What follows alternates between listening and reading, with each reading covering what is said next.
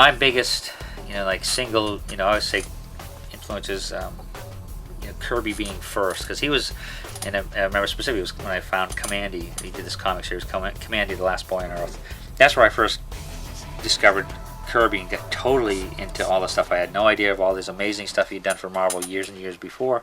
The way that he laid out and he paced his stories, and he always would do a full page splash to do a double page spread, and then how he told the stories. And to me, that was the beauty of that, was like just how the fact that he told his own stories, because everything said, written and edited and drawn by Jack Kirby.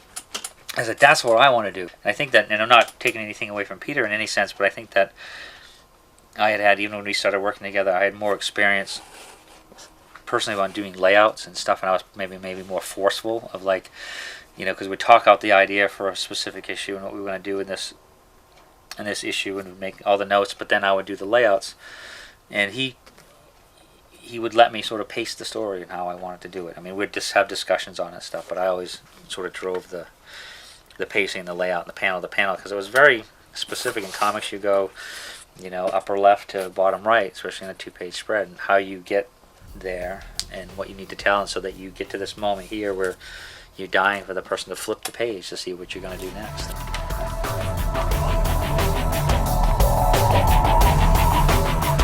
I used to like Daredevil a lot. Gene Colan and Bob Brown and people like that used to draw him, and it was a sense of realism in the character, because he wasn't like, could shoot laser beams out of his eyes or had a cape and could fly or whatever. It just seemed like he trained really hard and worked really hard, and had an ability that made him kind of cool, but just the story seemed more real.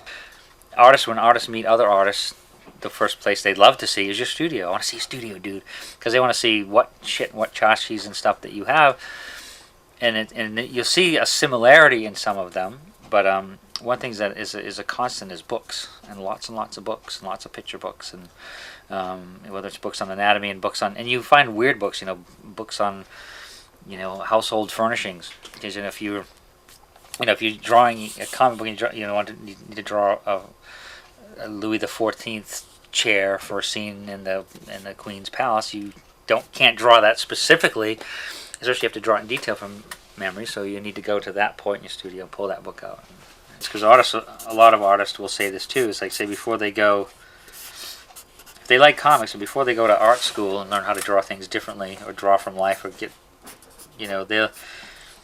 they'll draw the way the guys that inspired them draw. So it's like they'll draw, Mike Ploog trees, or they'll draw Jack Kirby eyes, or they'll draw Barry Smith this and that, and then until they actually figure out, and it'll steadily evolve to their own style, combining all these different inspirations. And that's why I always tell kids, when they say, do you have advice for, aspiring artists or kids that come to the show, show me their portfolio, and I say, look, first off, I can see who you're influenced by, and they're like, oh, I'm sorry. I'm like, first, don't be. Look, if you like Howard Chaykin, trace. Copy exactly what he's doing, to learn how he's doing it. Because, if you copy him and you copy somebody else that inspires you and you draw things like them, I know you're not supposed to, but it'll help you learn. It'll help you learn anatomy, and as you keep drawing, it'll evolve into your own style.